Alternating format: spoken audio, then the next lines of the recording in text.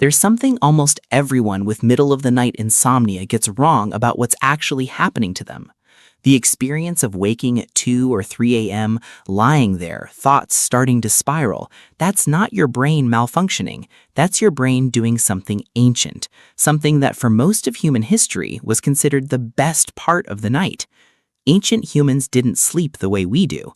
The biology of dreaming hasn't changed much, but when those dreams happened, how vivid they were, and what people actually did with them afterward, that's almost unrecognizable compared to now.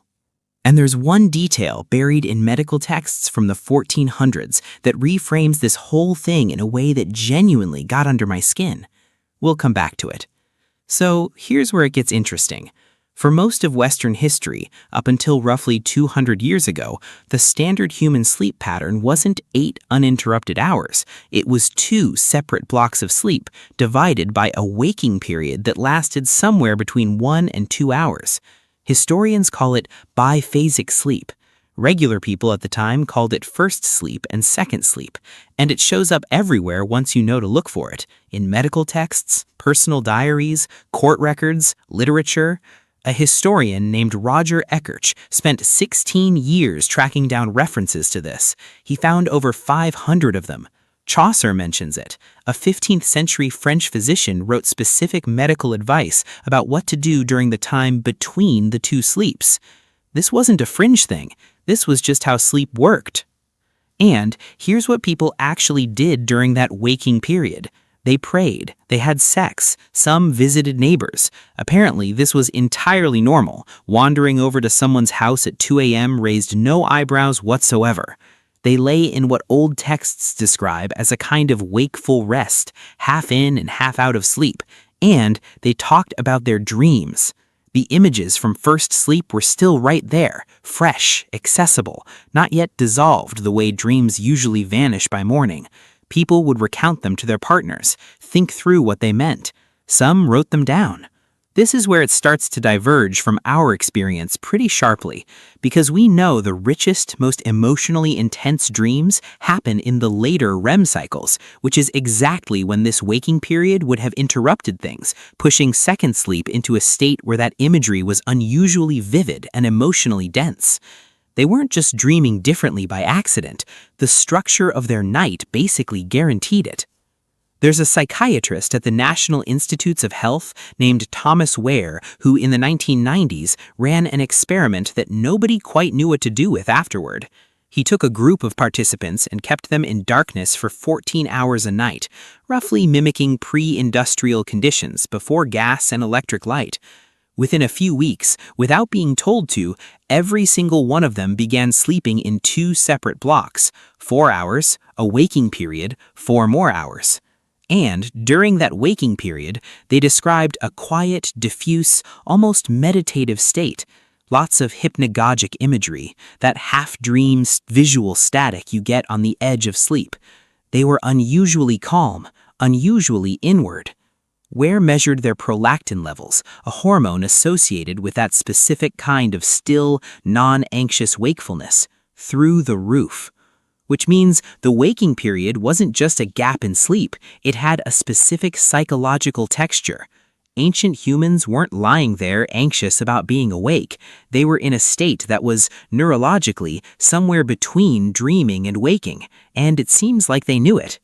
Now, the dreaming part. Across ancient cultures, and I mean across, from Mesopotamia to Egypt to Greece to indigenous communities in the Americas, dreams weren't private psychological noise. They were information.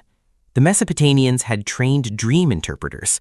There are cuneiform tablets from around 2000 BCE containing what are essentially dream dictionaries, systematic guides to what specific images meant. Someone dreamed about flying. Someone dreamed their teeth fell out. There's a tablet for that. Ancient Egypt had temples specifically built for dreaming in. The practice was called incubation. You'd travel to a sacred site, perform certain rituals, sleep there, and receive a dream understood as a message from the divine. Greek culture had the same tradition. Asclepius temples stretched across the Mediterranean, and sick people would sleep in them for days hoping for a healing dream. Atremodorus, a Greek writer from the 2nd century AD, wrote a 5-volume book entirely about dream interpretation. It's still in print. He traveled around interviewing professional dream interpreters, collecting cases, building a taxonomy. He treated it like an empirical discipline. That's not superstition dressed up as science. That's a culture that had developed serious, systematic attention to something we now mostly forget before breakfast. There's a community in Ecuador, the Achuar people, where something like this still happens.